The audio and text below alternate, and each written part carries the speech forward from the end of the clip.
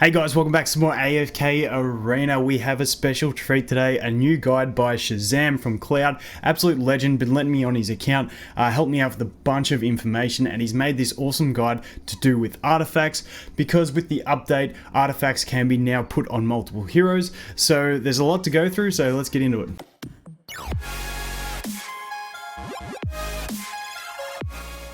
Okay, so first we'll go through a couple disclaimers that he's put here. The guide does not include Twisted Realm or Arena, and then obviously artifacts aren't used in Legends Championship, Abyssal Expedition, or Heroes of Asperia. And then on the left though, there with his note, due to the fact that, so Jura's Call is the only one that has the text written that it gets a diminishing effect as you have more heroes with it. I still think it's fantastic to have it on multiple heroes in your lineup. And just down here, he said, depending on how artifacts interact with multiple copies in one team, the guide would need to be adjusted. This is based on only Call, like he says, having diminishing effects. Things like Blade, where you think it would have diminishing effects because you can really stack that nicely, it's not included in there. So possibly they just haven't added text for it and it does diminish, or it just doesn't diminish and you can just get OP damage with two Blade users on the front row with the twins in the back linking them together. So we'll have to wait and see. So here we've got campaign pre 31.4, and it's just your basic stuff. Blade you're going to put on your main damage dealers. The eye you're going to put on burst guys, or guys that get effects from having crits. So you got things like your Sophia, your Khazad, your Mahira. Mahira's really nice for it. I do like the Mahira for it because you want to get that attack speed. Same with Gwyneth, you want attack speed, and same with Rosaline. Really nice. Then he puts in the effect that Pharrell and Leica can use either. I normally put eye on my Pharrell, just like that attack speed to get more happening with the spirits. But that's about that.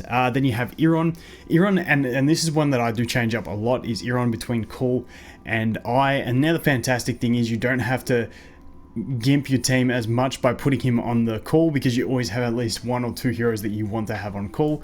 So at least he can do that now to get some faster activation, because Iron sometimes he just gets deleted and you want to act a bit faster with the Call. Then we have the tanks. Obviously Chalice is the general best one for tanks, and then you have Thorin and Aziz, who are happy with both. Thorin just because on cheese you want to get his ultimate before he dies twice, and then Aziz because he's part of the lockout team and sometimes you want to use Call to get him through with using ultimates, and sometimes you just want him to survive as well. So that is those ones. Just a basic preview for that. Then he moves on into Endgame, and this is a really nice recap of Endgame. So he just basically visual format, all the main heroes you're going to use, that's where they fall. And that's pretty much all there is to it. He does have the conviction in there for a few of the heroes with the Leica and the Forks and the what's his face, Lawson with the Flora.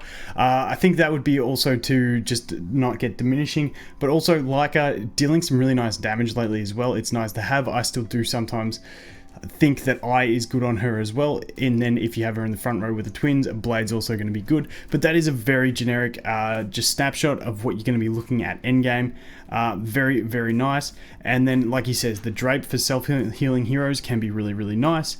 And then I like the way he goes with Grace, generally considered the worst relic for those that need dodge or benefit greatly from a shield. This could be useful sometimes. And you have the Ninja Turtle and the and my man, I just wish he would be just dominating. He just looks so cool, the Titus. Anyway, yeah, the turtle obviously has his signature item tied into shield effect, so he's really nice to get that one on there as well.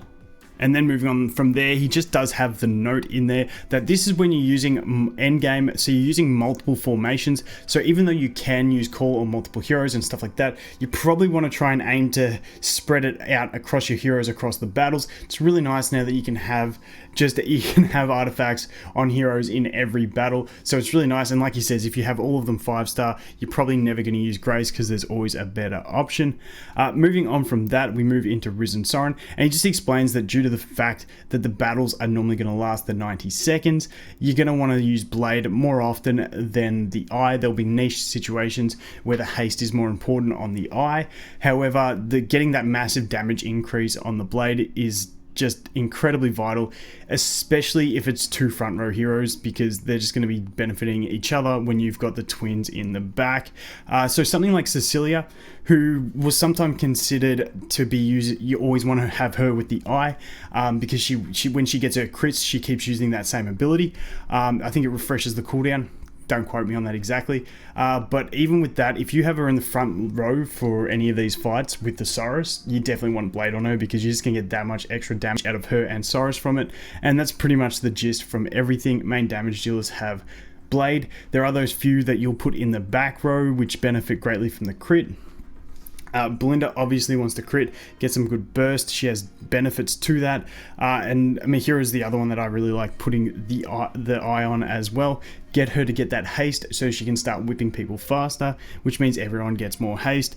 And then obviously we're going to have the call on your designated supports in the twins and the Rowan. So that is really, really nice. And then if I move my head out of the way, there we go, got the head out of the way. But then he has his example Riz and Siren team. Now I will probably be doing an updated guide for Riz and Siren. These are Shazam's. I had a chat to him. These are his best teams at the moment. He said keep in mind that his Leica is very, very heavily invested. So she basically just links a hell of a lot of damage to the Cyrus.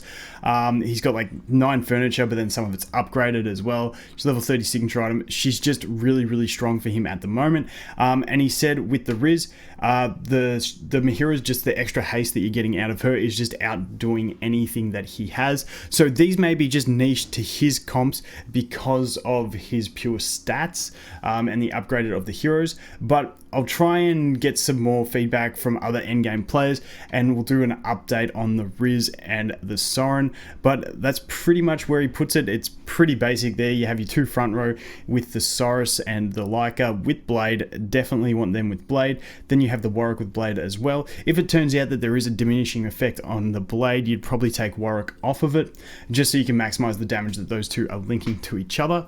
And then in the back row, you're going to have the Mahira and twins. And for Siren, you're going to have the Lawson and the twins. Obviously, with the Siren, you're going to be using that Warwick to turn the boss around.